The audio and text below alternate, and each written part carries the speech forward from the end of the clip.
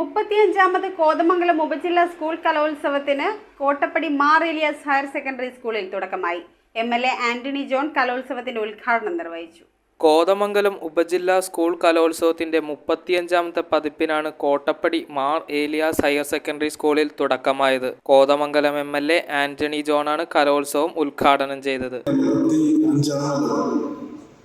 നമ്മുടെ സ്കൂൾ കലോത്സവം ഇവിടെ കോട്ടപ്പടിയിൽ മുൻപേ സൂചിപ്പിച്ചതുപോലെ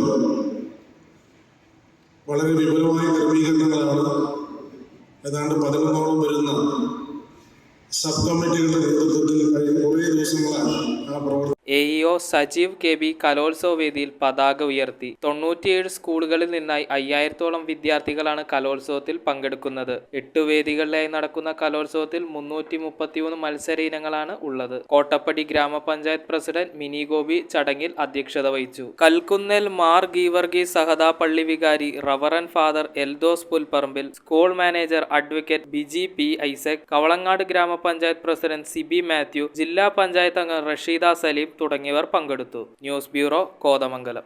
ഇറമ്പത്ത് ഗ്രൂപ്പിന്റെ ഇറ ഫർണിച്ചറിന്റെ എക്സ്ക്ലൂസീവ് ഷോറൂം 20,000 സ്ക്വയർ ഫീറ്റിൽ കോട്ടപ്പടിയിൽ. സ്കിൽഡ് ഡിസൈനേഴ്സ് ആൻഡ് എഞ്ചിനീയേഴ്സ് രൂപകൽപ്പന ചെയ്ത traditional and architecture design furniture. നിങ്ങളുടെ സ്വപ്ന ഭവനം ഒരു സ്റ്റേറ്റ് ഓഫ് ആർട്ടാക്കുവാൻ എന്നും നിങ്ങളോടൊപ്പം ഇറമ്പത്ത് ഇറ ഫർണിച്ചർ, കോട്ടപ്പടി, കോതമംഗലം.